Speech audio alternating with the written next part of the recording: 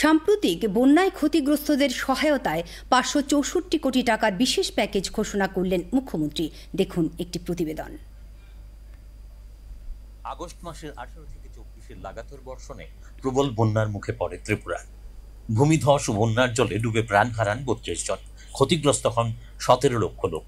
১.৫ লক্ষাধিক লোক আশ্রয় নেন বিভিন্ন ত্রাণ শিবিরে। এখনো ৪,০০০-এর উপর লোক ৮২টি ত্রাণ শিবিরে আশ্রিত। শুরু থেকেই মুখ্যমন্ত্রী থেকে শুরু করে রাজ্য সরকারের গোটা প্রশাসন বন্যা দুর্গতদের পাশে দাঁড়ায়। শুক্রবার ত্রয়োদশ বিধানসভার পঞ্চম অধিবেশনের সমাপ্তি দিনে মুখ্যমন্ত্রী ডাক্তার মানিক সাহা ঘোষণা দিলেন, আগামী ২ মাস রাজ্যের ৯,০৮,০০০ রেশন কার্ডধারীকে বিনামূল্যে প্রদান করা হবে অতিরিক্ত ১০ কেজি করে চাল। এমএচএ রাজ্যকে এসডিআরএফ এর অধীনে ৪০ কোটি টাকা অগ্রিম অলরেডি দিয়েছে, সেটাও আপনারা জানেন। তো এখন পর্যন্ত যে আমাদের কাছে যে হিসাবটা এসছে তাতে করে দেখা যায় ১৪,২৪৭ কোটি টাকার ক্ষয়ক্ষতি, সেটা আমি ওনার কাছে দিয়ে এসেছি।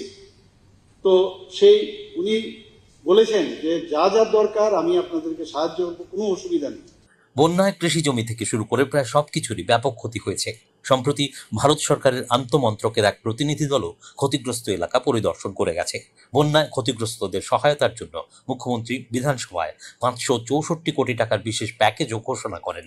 এরপর শুক্রবারই অনির্দিষ্টকালের জন্য বিধানসভার অধিবেশন মুলতবি ঘোষণা করেন অধ্যক্ষ বিশ্ববন্ধু সেন।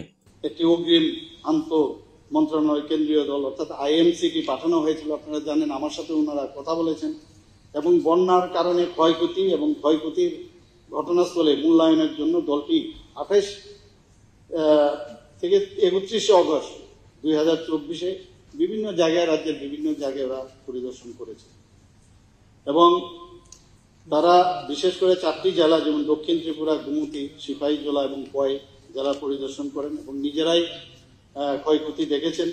আমরা ভিডিও দেখিয়েছি, বিভিন্ন যেসব আমাদের ফটো ছিল সেই ফটোগ্রাফগুলো ওনাদের কাছে আমরা দেখিয়েছি এবং পুরো ওনাদের আমাদের যারা আধিকারিকরা আছেন ওনাদেরকে দেখিয়েছেন, দিয়েছেন এবং পরবর্তী সময় কি পদক্ষেপ, রাজ্যের ক্ষয়ক্ষতি কি হলো সেই বিষয় নিয়ে আলোচনা হয়েছে।